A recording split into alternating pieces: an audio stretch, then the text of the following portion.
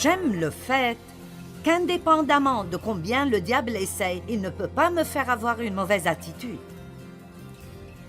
Il peut essayer, il peut faire des problèmes, il peut venir à moi de différentes façons, mais si je choisis d'avoir une bonne attitude, il ne peut pas me faire avoir une mauvaise, et il ne peut pas vous faire cela non plus. Vous savez, quelque chose qui m'est sur le cœur très puissamment cette année, que vous pouvez appliquer dans à peu près tout domaine de votre vie, ça semble juste sortir de moi tout le temps. Alors, j'ai pensé que peut-être ce sera juste un thème vraiment puissant pour moi cette année, et c'est qu'il y a deux types de gens dans le monde. Il y a des gens qui font les choses exprès, et il y a des gens qui sont plutôt passifs, à des degrés variés, et il y a des gens qui sont juste presque totalement passifs, et la vie pour eux est juste un cauchemar.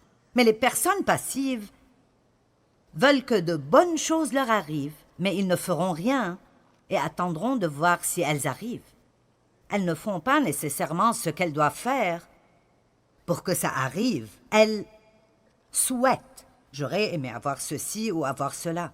Elles regardent d'autres personnes qui ont ce qu'elles auraient aimé avoir, mais elles ne veulent pas faire ce que d'autres ont fait pour arriver là. Les personnes passives doivent toujours attendre d'avoir envie. Elles attendent un sentiment, ou de penser que c'est le moment, ou que tous leurs amis le fassent, ou que ce soit plus facile. Les personnes passives ne finissent jamais avec le meilleur de quoi que ce soit. Elles finissent toujours par s'en sortir et elles blâment souvent les autres. Elles blâment tout le monde parce que la vie a été difficile pour elles. Mais après, il y a des gens qui sont des personnes résolues. Et je veux vraiment voir plus de gens comme ça. Vous savez, j'espère que je n'ai pas l'air d'un discréé cette année, mais j'ai continuellement ceci sur le cœur, que les gens doivent apprendre, que vous étudiez ceci, et puis vous le faites exprès. Vous ne le faites pas parce que vous le ressentez ou vous le voulez ou les groupes que vous fréquentez le veulent ou vous pensez que c'est une bonne idée. Vous le faites parce que c'est juste. Et vous croyez que si vous faites ce qui est juste avec une bonne attitude du cœur, vous obtiendrez ultimement un bon résultat. Résolu ou passif? Eh bien, ce week-end, je veux vous parler de la puissance de l'attitude. Savez-vous que l'attitude change tout? Une bonne attitude peut vous donner une vie supérieure et une mauvaise attitude vous donnera toujours une vie inférieure. Amen. Dans Éphésiens 4, 22 à 24, voici quelques versets que j'aime vraiment. Le verset 22 dit « Débarrassez-vous de votre ancienne manière de vivre, débarrassez-vous de votre nature ancienne non renouvelée, celle de l'homme que vous étiez autrefois et qui se corrompait en suivant des désirs trompeurs qui proviennent de la délusion. » Donc il dit « Arrêtez d'agir comme vous agissiez avant d'être sauvés. » Vous savez que même si nous sommes sauvés et nous avons une nouvelle nature, nous pouvons aller prendre cette vieille nature de l'armoire et nous en vêtir si c'est ce que nous voulons faire. Alors vous devez la garder morte. Elle est morte, mais vous devez lui rappeler qu'elle est morte. Débarrassez-vous de votre ancienne nature. Et dépassons le verset 23 pour un moment. Et le verset 24 dit « Et revêtez-vous de la nouvelle nature, l'homme régénéré, créé conformément à la pensée de Dieu pour être juste et saint. » Donc arrêtez d'agir comme vous agissiez avant et commencez à agir comme il faut. C'est très simple. Eh bien, comment puis-je faire cela? Verset 23 est le lien. C'est le lien de la vie ancienne à la vie nouvelle. Et soyez constamment, dites tous constamment. Maintenant, vous voyez, les gens passifs n'aiment pas beaucoup ce constamment. Et soyez constamment renouvelés quant à votre esprit et votre intelligence. Ayez une nouvelle attitude mentale et spirituelle. Y a-t-il quelqu'un ici qui a eu une mauvaise attitude aujourd'hui? Le reste d'entre vous a besoin de délivrance ou... Écoutez, je ne me souviens pas exactement, mais je sais que j'ai eu au moins 7 ou 8 fois aujourd'hui où j'ai dû rapidement, résolument choisir d'arranger mon attitude. Donc, peu importe depuis quand vous êtes sauvé, ou combien vous priez chaque matin, vous aurez l'opportunité de devoir décider si vous voulez être résolu ou passif, si vous allez avec ce que vous ressentez. Il y a des choses qui me sont arrivées, pas même de grandes choses, mais de petites choses qui m'ont fait me sentir mal. Ce soir, j'ai dû essayer 7 fois pour mettre mes lentilles dans les yeux. Et je n'ai pas aimé ça. Et puis j'ai sorti ma bombe de lac et la canette ne marchait pas. C'est une de ces canettes où vous pressez et ça fuit et j'étais sur la route, je n'ai pas ma laque à cheveux, mes lentilles ne marchent pas, j'enseigne sur l'attitude. Allez. Et vous voyez, la personne qui est déterminée de garder une bonne attitude, ça ne veut pas dire qu'elle a envie d'avoir une bonne attitude. Ça ne veut même pas dire qu'avoir une bonne attitude semble nécessairement être juste. Mais elle le fait parce qu'elle sait au fond de son cœur que la parole est vraie et que si nous faisons les choses de la façon dont Dieu nous dit de les faire, nous aurons ce que Dieu dit que nous pouvons avoir. Mais il n'y a pas de raccourci. Je dis toujours qu'il n'y a pas de percée éclair. Vous pouvez tout obtenir dans ce monde au volant. La nourriture drive-in, les photos drive-in, n'importe quoi drive-in, nettoyage drive-in, mais vous ne pouvez pas avoir de percée drive-in. La seule façon de l'obtenir est en passant par. Il n'y a pas de maturité spirituelle éclair. Ça vient par le long chemin. Nous voyageons très souvent et j'ai découvert ceci à propos des avions et je trouve que c'est intéressant. L'avion a un instrument appelé l'indicateur d'assiette. J'aurais pensé qu'il y aurait un indicateur d'altitude, mais c'est un indicateur d'assiette et il montre la position de l'avion par rapport à l'horizon. L'horizon représente la normale ou la moyenne. Quand l'avion monte, il est dit qu'il a l'assiette encabrée. Quand il plonge, il est dit qu'il descend en piqué. Donc, si l'horizon représente une vie normale et moyenne, si nous maintenons une attitude avec le nez haussé, nous grimperons toujours dans la vie. Mais si nous avons une attitude avec le nez baissé, alors nous aurons toujours un peu moins que la moyenne, un peu moins que le meilleur que nous aurions pu avoir et que ce que nous voulons. Je vous dis la vérité, je ne pense pas avec toutes les prédications que nous avons écoutées à propos de choses comme ça, que nous comprenons la puissance de notre attitude. Ce qu'elle peut faire pour nous si elle est bonne et ce qu'elle peut nous faire si elle est mauvaise. Je pense beaucoup à Joseph parce que il est passé par des choses vraiment difficiles et injustes et pourtant il paraissait simplement avoir une attitude géniale. Je veux dire, il commence parce qu'il a un rêve, ses frères le vendent comme esclave et il est jeté dans une fosse. Mais des années plus tard, même après 13 ans passés en prison pour quelque chose qu'il n'a pas fait, et après être passé par plusieurs différentes situations où il a été traité vraiment mal, et ce n'était pas une seule situation, mais plusieurs situations où il a été maltraité. Avez-vous déjà été dans des situations où vous avez été traité mal et injustement? Amen.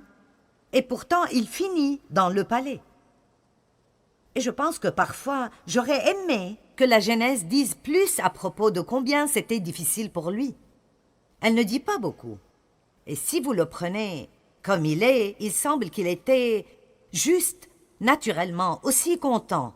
Un homme merveilleux pour qui tout était facile. C'était facile pour lui d'avoir une bonne attitude. Mais il y a un verset dans le psaume 105 qui nous donne un indice, qui montre que c'était peut-être un peu plus difficile que ça paraissait, et c'est le psaume 105, 17 et 18. Psaume 105, 17 et 18.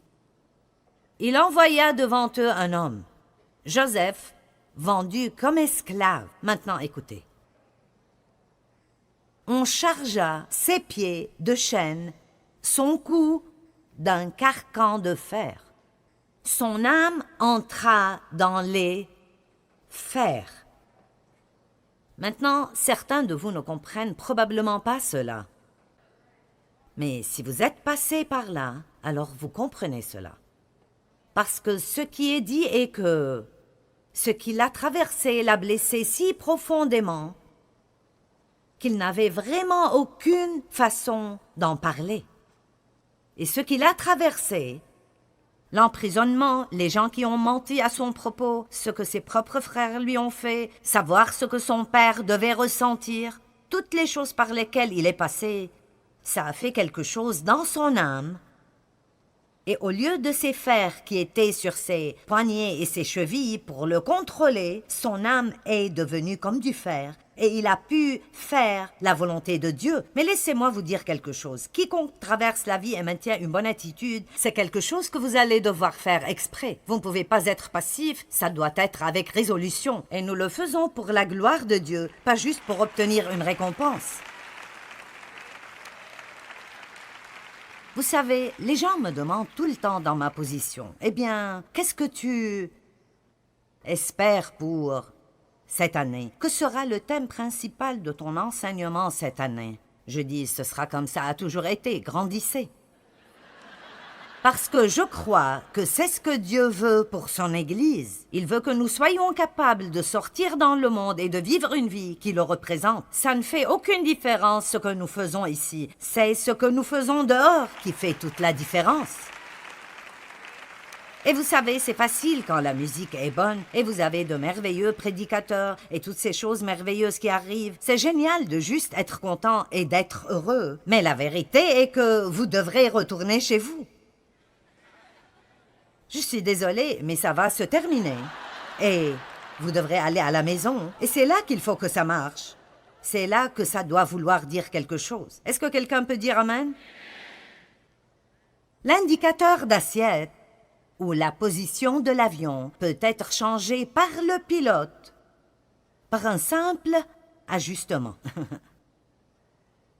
Et si vous avez un indicateur encabré, gardez-le.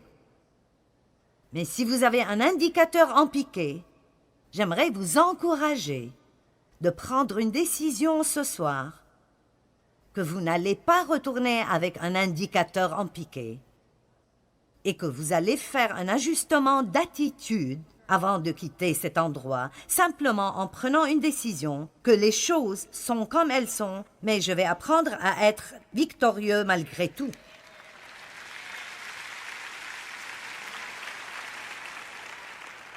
J'aime le fait que Dieu nous a donné le choix libre. J'aime le fait qu'indépendamment de combien le diable essaie, il ne peut pas me faire avoir une mauvaise attitude. Il peut essayer, il peut faire des problèmes, il peut venir à moi de différentes façons, mais si je choisis d'avoir une bonne attitude, il ne peut pas me faire avoir une mauvaise et il ne peut pas vous faire cela non plus. Amen. Et bien sûr, il doit y avoir des gens qui pensent « Eh bien oui, c'est facile pour toi de le dire, tu ne sais pas par quoi je passe. » Eh bien, je ne sais pas par quoi vous passez, mais je sais qu'il y a probablement plus de gens ici ce soir qui passent par des moments très difficiles que ceux qui disent que tout va pour le mieux. Je connais les choses que j'ai traversées dans le passé et je me sens comme Joseph. Ça fait tellement mal que mon âme a été mise au fer. Et ça a fait de moi une femme de Dieu, puissante, en commençant par avoir été abusée sexuellement par mon père quand j'étais enfant. Et je regarde vers toutes ces choses maintenant, et ces choses que je voyais comme mes ennemis sont devenus mes meilleurs amis, parce que les choses par lesquelles Dieu m'a fait passer ont fait de moi ce que je suis aujourd'hui, et elles m'ont rendu capable d'aider plus de gens. Alors, au lieu d'être amers, quand nous avons des problèmes, ne les laissons pas nous rendre amers. Je ne dis pas qu'ils sont bons, je ne dis pas qu'ils sont amusants. Je pense que Joseph est probablement passé par des temps très difficiles. On dirait en quelque sorte que quand Daniel était dans la fosse aux lions, il n'était pas nerveux du tout. On dirait qu'il a juste pris une pierre et s'est couché et a dormi toute la nuit. Je sens qu'il devait y avoir un peu de tremblement et un peu de nervosité là dans la fosse aux lions. Nous devons être déterminés d'être ce que Dieu veut que nous soyons. Vous comprenez ce que je dis quand je parle de la différence entre une personne résolue et une personne passive? Et parfois, nous ne voulons pas être résolus. J'ai enseigné un message cette année et je le ferai pour la télé. Il s'appelle « Quand votre « Lève-toi et va » se lève et s'en va ». Et quand votre « Lève-toi et va » se lève et s'en va, vous devez vous lever et d'aller le récupérer. Vous ne pouvez pas être passif et juste attendre d'avoir envie de faire ce qui est juste. Viktor Frankl, quand il était dans un camp de concentration en Allemagne, a dit « La dernière partie de la liberté humaine est celle que personne ne peut voler, et c'est de choisir notre attitude dans n'importe quel ensemble de circonstances. » Donc cet homme est dans un camp de concentration, et ils étaient traités incroyablement mal. Et il a dit « Il y a une chose que Hitler ne peut pas me prendre, et c'est mon choix de maintenir une bonne attitude. » C'est merveilleux, n'est-ce pas? C'est absolument merveilleux. Une attitude est notre pensée appliquée extérieurement. Et vous savez, une attitude est quelque chose que vous ne pouvez juste pas cacher. Vous savez cela? Elle apparaîtra sur votre visage. Elle apparaîtra dans votre langage corporel.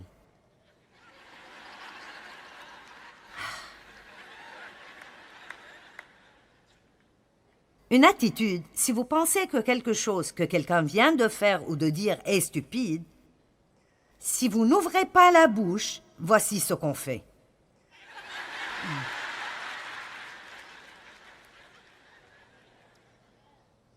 Je sais que si Dave fait quelque chose que je n'aime pas, je ferai... Et que dire de quand vous...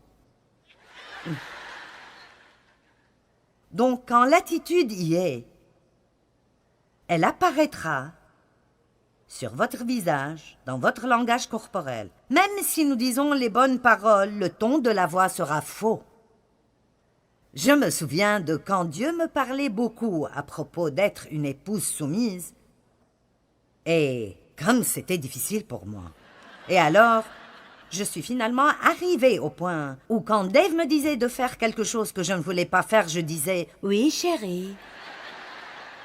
Maintenant, combien d'entre vous comprenez qu'avec ce « oui, chérie », je disais en fait « Eh bien, je le ferai », mais je n'aime pas du tout cela. Dans la Genèse chapitre 4, versets 5 à 7, nous voyons la situation de Caïn et Abel. Et je veux vous montrer quelque chose à propos de cela. Mais il ne porta pas un regard favorable sur Caïn et sur son offrande. Caïn fut très irrité et son visage fut abattu. Maintenant, vous voyez, quelque chose arrivait dans son cœur qui se montrait sur son visage.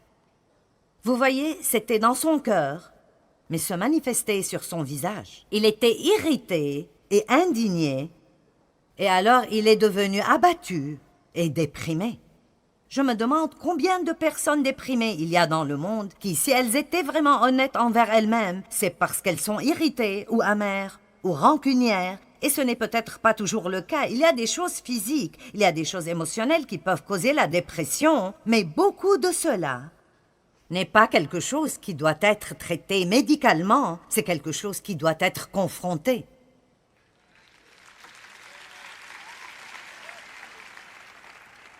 Pas tout cela, mais beaucoup de cela.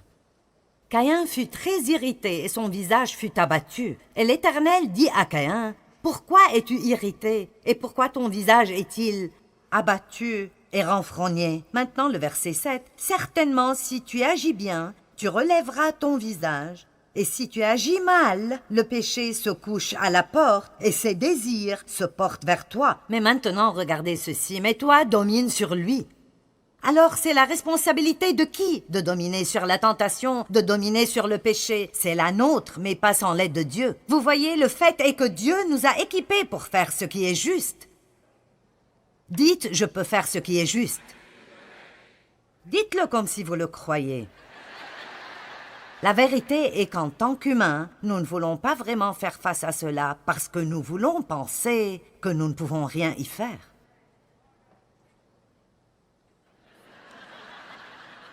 Est-ce qu'on s'amuse? 2 personnes s'amusent. Ça ne fait rien, je m'amuse. Maintenant, ma fille me disait de ma petite fille que son père, mon gendre, lui a dit de faire quelque chose la semaine dernière. Et elle est en fait vraiment beaucoup comme moi. Sauf que j'ai, vous savez, 70 ans de raffinement. Elle a 12 ans maintenant, donc elle est comme la Joyce Meyer, non brisée, non crucifiée.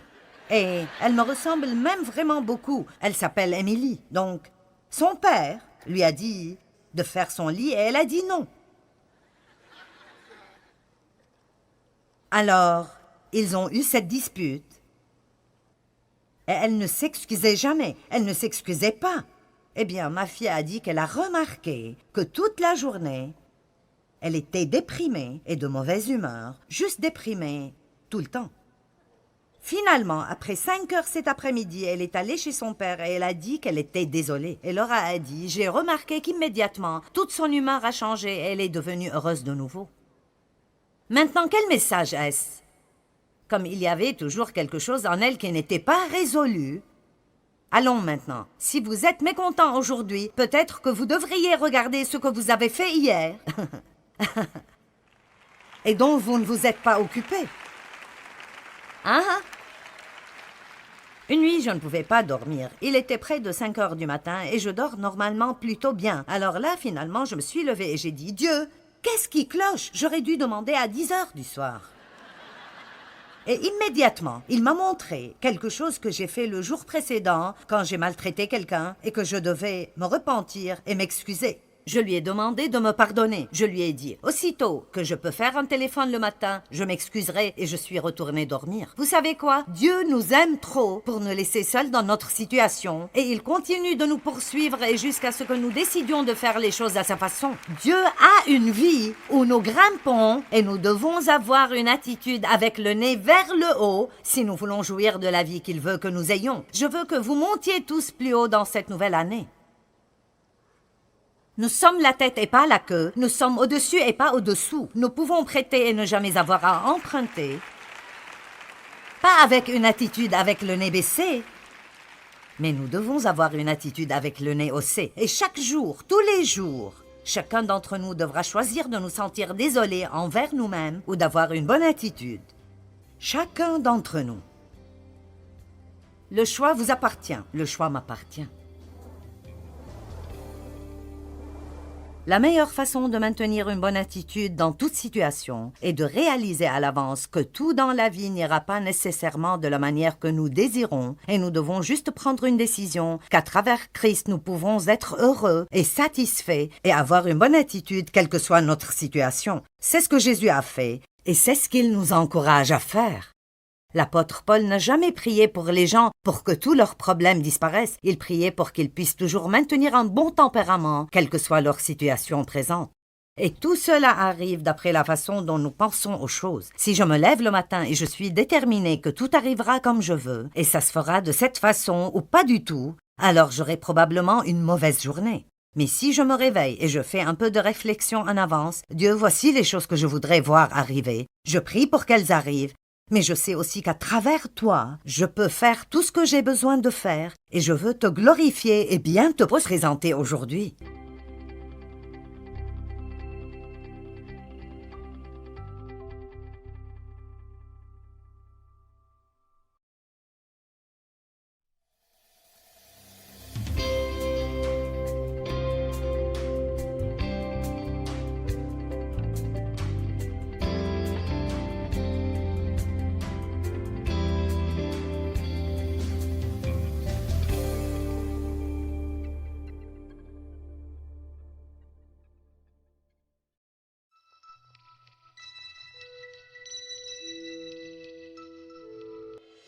Eh bien, c'est incroyable pour moi que mon frère, qui aurait pu être avec nous parcourant le monde, aidant les gens, bénissant les gens, meurt tout seul dans un bâtiment abandonné.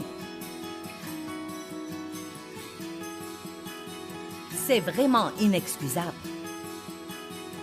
La seule raison était qu'il...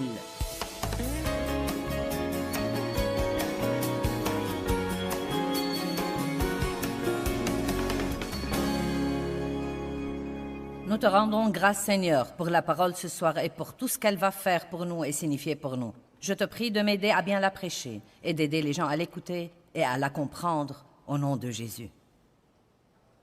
Vous savez quoi? J'ai oublié de dire au type, au fond, que je fais le dernier message ici ce soir au lieu de le faire le matin. Donc, ce que j'allais faire le matin, je le ferai ce soir. Et ce que j'allais faire ce soir, je le ferai le matin. Amen. Je ne sais pas comment ça marche pour moi, mais parfois, j'ai un plan et je m'assois pour étudier et je sens que ça ne va pas pour cette session-là. Donc, je crois vraiment que Dieu amène les gens qu'il faut là où il faut au bon moment et il met la parole qu'il faut dans mon cœur pour ces gens-là. Regardons Romains chapitre 12, verset 2. Nous parlons de la pensée et comment Satan nous attaque dans notre pensée.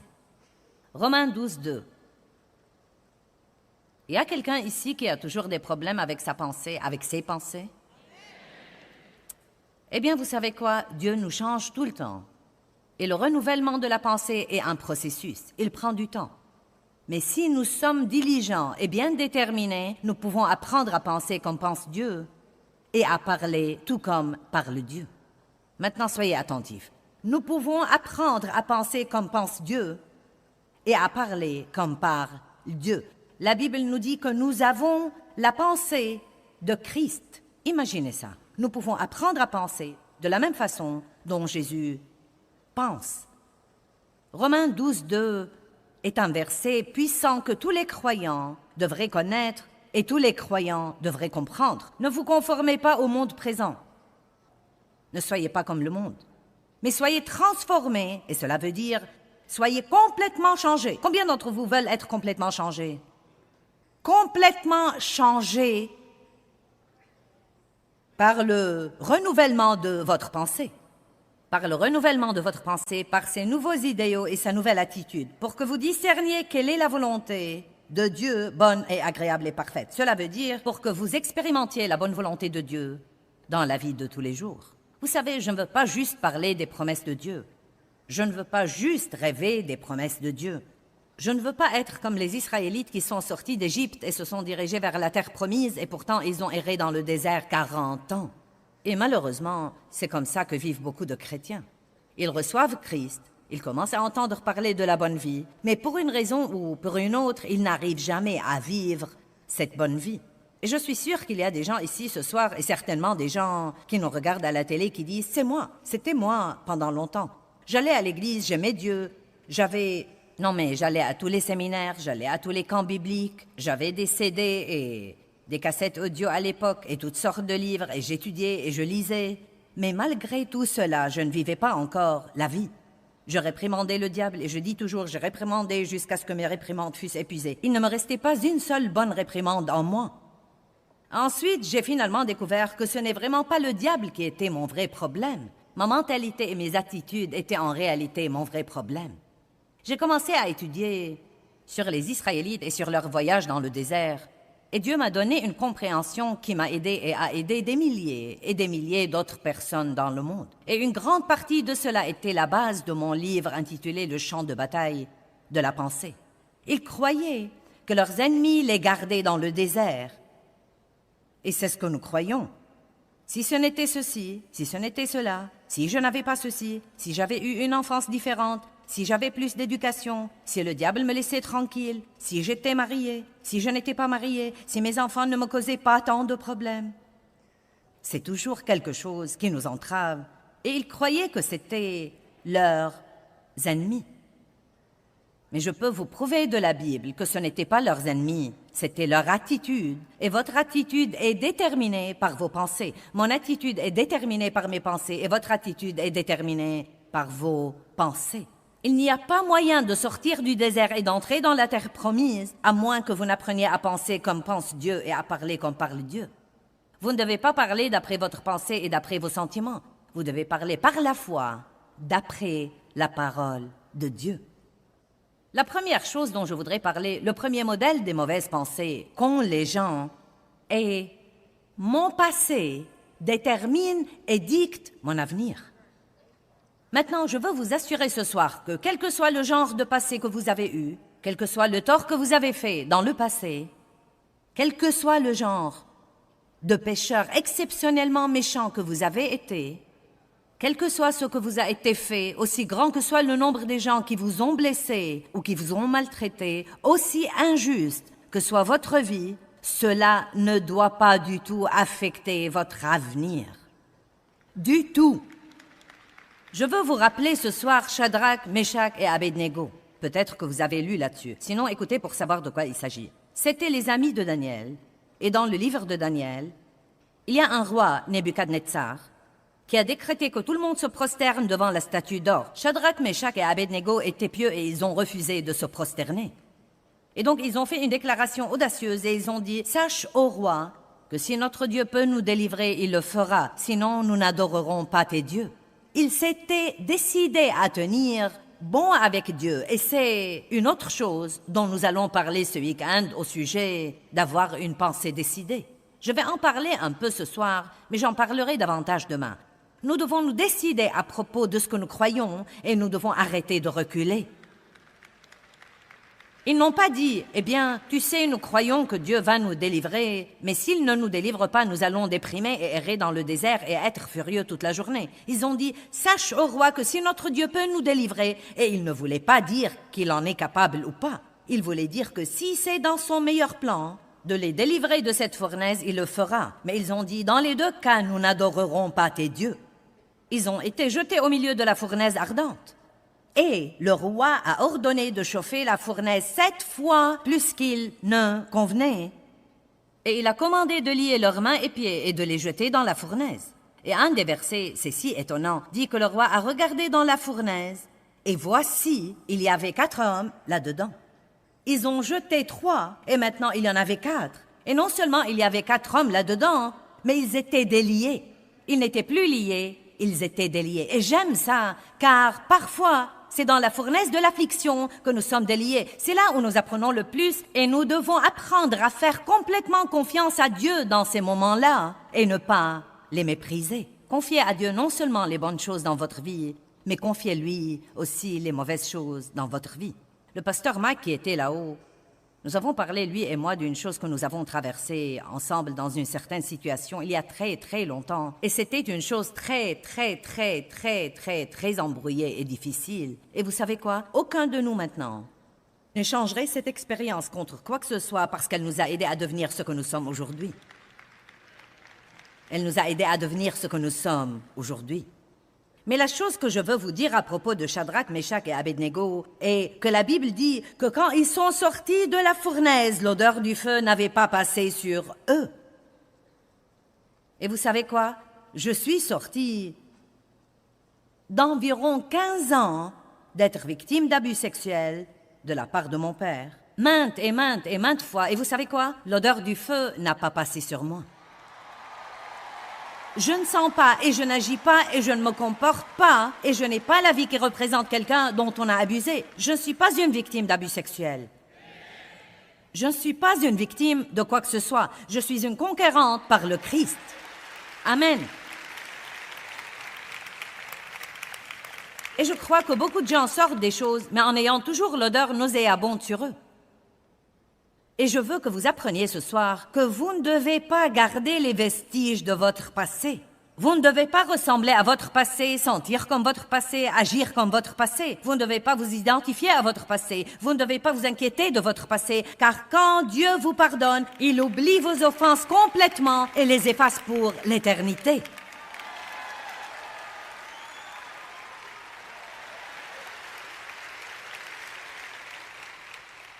J'ai pensé cet après-midi à quelque chose et je n'y ai jamais pensé auparavant. Je crois donc que c'est Dieu qui me l'a mis dans le cœur. Si vous regardez tous les gens différents que nous respectons dans la Bible, je ne vois aucun d'eux parler de son passé, bien qu'ils aient tous un passé.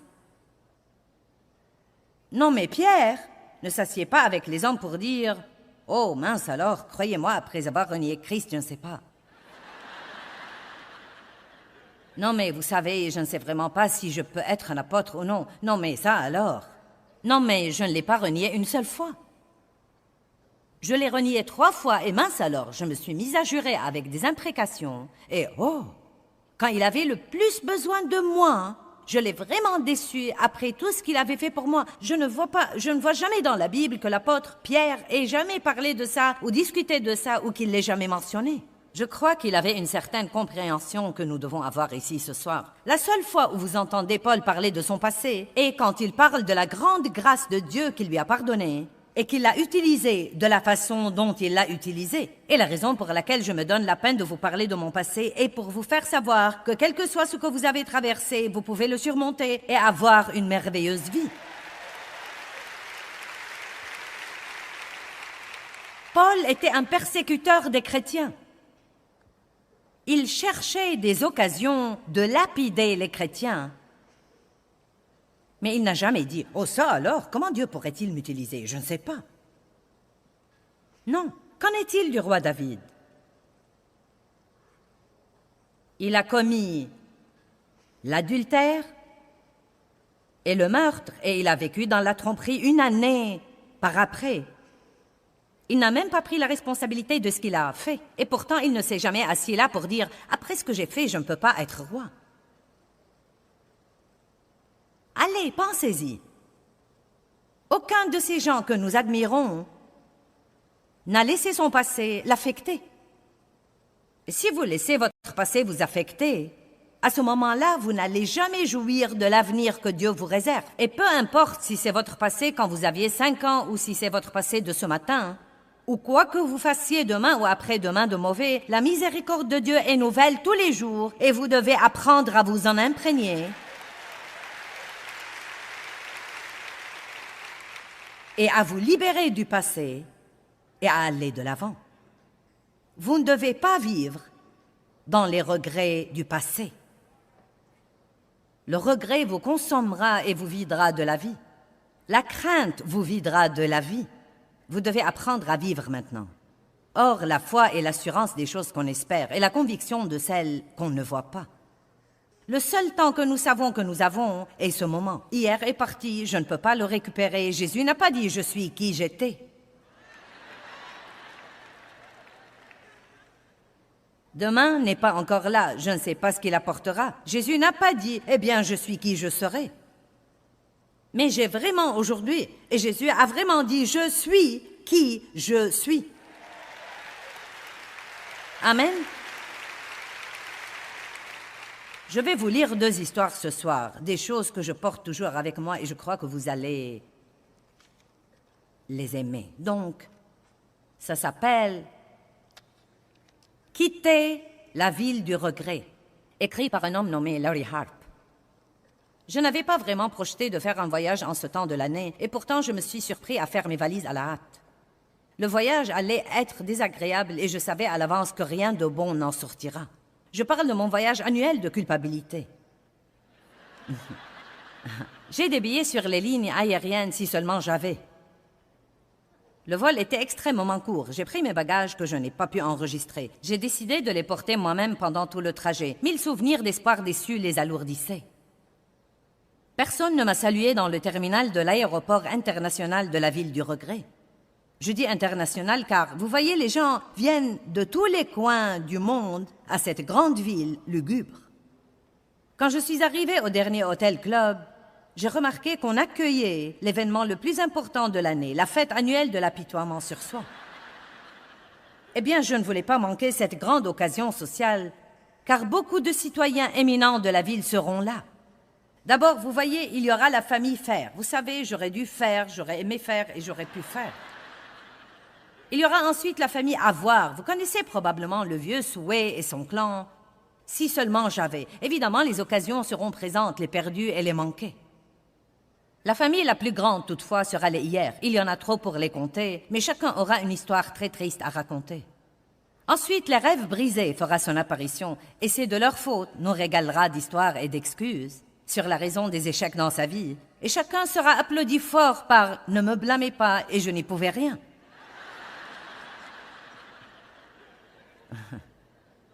Eh bien, bref, je suis allée à cette fête déprimante, sachant qu'il n'y aura aucun vrai avantage à faire ça. Et comme d'habitude, je me suis sentie très déprimée. Mais je pensais à toutes les histoires des échecs rapportés du passé. Et il m'est venu à l'esprit que je pouvais annuler tout ce voyage et les fêtes ultérieures d'apitoiement sur soi. J'ai commencé à me rendre compte que je ne devais pas être là. Je ne devais pas être déprimée. Une chose a persisté dans ma pensée. Je ne peux pas changer hier, mais j'ai la puissance de faire d'aujourd'hui une merveilleuse journée. Je peux être heureux, joyeux, comblé, encouragé, aussi bien qu'encourageant. Sachant ceci, j'ai quitté la ville du regret immédiatement et je suis partie sans laisser d'adresse. Et je suis désolée pour les erreurs que j'ai commises dans le passé. Oui, mais il n'y a aucun moyen physique de les réparer. Si vous projetez donc de faire un voyage pour revenir à la ville du regret, annulez toutes vos réservations maintenant, s'il vous plaît. Au lieu de cela, faites un voyage à un endroit nommé Repartir à zéro. Je l'ai aimé tellement que j'y ai pris une résidence permanente. Mes voisins, je me pardonne, et les nouveaux débuts ont été très serviables avec moi. Et oh, à propos, vous ne devez pas porter de lourds bagages là, car croyez-moi, vous serez soulagés de votre fardeau à l'arrivée. Que Dieu vous bénisse en vous montrant cette merveilleuse ville. Et si vous la trouvez, si elle est dans votre cœur, passez me voir s'il vous plaît. J'habite à la rue, je peux le faire. Amen.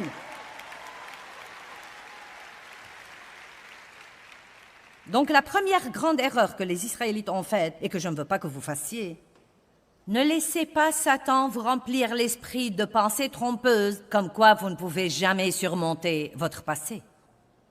Tu ne surmonteras jamais ça. C'est vraiment trop dur. Rien ne sera jamais comme il faut. Tu es un gâchis maintenant. Tu as fait trop d'erreurs. Il n'est jamais trop tard pour commencer de nouveau. Amen. Ne vous dites jamais « je ne peux pas surmonter mon passé ». Mauvaise pensée numéro 2. Que quelqu'un le fasse à ma place, je ne suis pas responsable. Eh bien, ce sont des gens qui ont une attitude de droit acquis. Ils veulent tout, mais ils ne veulent pas faire ce qu'ils devraient faire pour l'avoir. Les gens comme ça m'agacent particulièrement plus que toutes les autres personnes. J'ai dû travailler très dur pour passer de là où j'étais à là où je suis. Et je ne parle pas seulement du ministère, je parle du niveau spirituel. Pour surmonter le rebut par lequel je suis passée, j'ai dû approfondir ma relation avec Dieu et passer par beaucoup de choses. Et à vrai dire, les mollassons, les pleurnichards et les guignards me tapent sur les nerfs.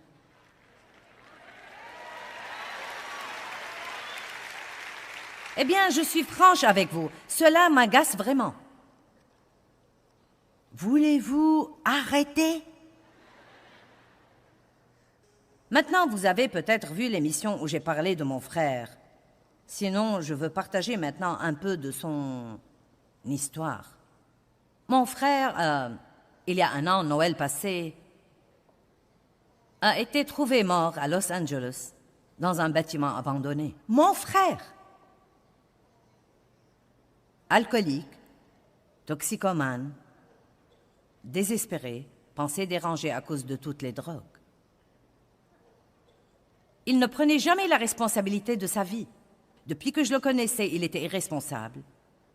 Et voulait que tous les autres, non seulement il s'attendait à ce que tous les autres s'occupent de lui. À un moment donné, Dave et moi avons investi 4 ans en lui et une somme incroyable d'argent. Non, mais il s'est rétabli. Il travaillait pour nous, il voyageait avec nous. Certains d'entre vous l'ont peut-être même vu, si vous venez à mes réunions depuis des années. Beau jeune homme. Il s'appelait David et mesurait plus de 1,80 m et il était beau comme tout. Il était mon cadet de 10 ans. J'ai cru qu'il allait vraiment y arriver, mais il a vécu avec nous. Et quand nous lui avons demandé d'avoir son appartement, nous avons cru qu'il était temps pour faire ça. Tout s'est détérioré de nouveau.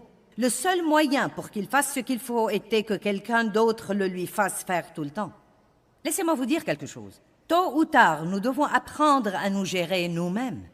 Nous ne devons pas toujours nous attendre à ce que quelqu'un d'autre nettoie nos gâchis, nous trouve nos versets, prie à notre place et fasse tout à notre place. Et croyez-moi, que ce soit vous ou quelqu'un que vous connaissez, tôt ou tard, vous devez laisser aller les gens et les pousser à se débrouiller tout seuls, sinon vous les paralysez. J'ai finalement compris que si je l'ai aidé pendant 4 ans sans résultat, cela voulait dire qu'il n'a pas avancé. Eh bien, il est parti et il a déménagé en Arizona. Et je n'ai pas reçu de ses nouvelles pendant des années. La seule fois où j'avais de ses nouvelles était quand il avait des ennuis et qu'il avait besoin d'argent. Il voulait que je lui envoie de l'argent. Et à un moment donné, lui et une fille avec qui il vivait voulaient que je leur ouvre un compte bancaire et que j'y dépose une certaine somme tous les mois pour qu'il ait de quoi vivre. Je lui ai dit, tu es fou? Les gens qui veulent toujours que quelqu'un d'autre soit responsable de leur vie. C'est une mentalité de droit acquis. Et nous avons ça dans le monde aujourd'hui et nous l'avons surtout en Amérique. Et c'est une pensée vraiment puante et il n'y a rien de pieux là-dedans. Et c'est non seulement une pensée puante, mais encore une pensée dangereuse. Car la Bible dit que nous récoltons ce que nous semons. Nous sommes censés travailler, nous sommes censés être responsables. Maintenant, oui, si quelqu'un a vraiment besoin d'aide, nous devrions sans doute l'aider. Mais c'est complètement différent de l'attitude du droit acquis, comme quoi tout le monde me doit quelque chose. Je me souviens quand mon frère m'a regardé dans les yeux, et je n'essaye pas de manquer de respect envers lui. J'ai dit à Dave, quand nous avons appris qu'il était mort, j'ai dit, je vais retirer une certaine valeur de sa vie. Je vais partager sa vie pour montrer aux gens la différence entre deux personnes qui ont été élevées dans la même maison et j'ai été maltraitée beaucoup plus que lui. Et tout de suite après sa mort, on m'a envoyé ce qu'on appelle ses effets personnels et tout ce qui est resté de la vie de cet homme tenait dans une enveloppe en papier Kraft 20 x 30. Je pouvais tenir sa vie là, dans une enveloppe.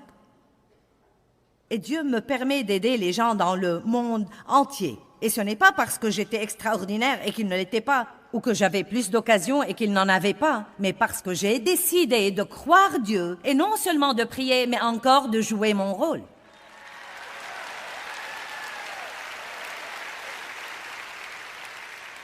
Et il était prêt à croire en Dieu si tout lui venait d'une façon miraculeuse et que rien ne soit dur pour lui. Je me rappelle qu'il m'a regardé un jour et m'a dit « Je suis très déçue de la façon dont tu m'as traité. » Et je lui ai dit, « C'est vrai, est-ce que tu es très déçu? Toi, tu es vraiment déçu? » J'essaye de vous dire que vous devez vous débarrasser de cette mentalité si vous l'avez, comme quoi quelqu'un d'autre est censé tout arranger pour vous. Et je suis sûre que vous n'êtes pas comme ça, mais j'ai sûrement 1 million de personnes qui me regardent à la télé qui sont comme ça. Et vous savez quoi? Je vous dis ces trucs parce que je vous aime vraiment. Je peux vous tapoter sur la tête et vous dire des choses agréables pour que tout le monde m'aime et pense que je suis gentille, mais j'essaye de vous aider à grandir. J'essaye de vous aider à avoir ce que Dieu veut que vous ayez. J'essaye de vous aider à être la personne que Dieu veut que vous soyez. Et parfois, comme enfants, nous devons avoir une fessée de temps en temps.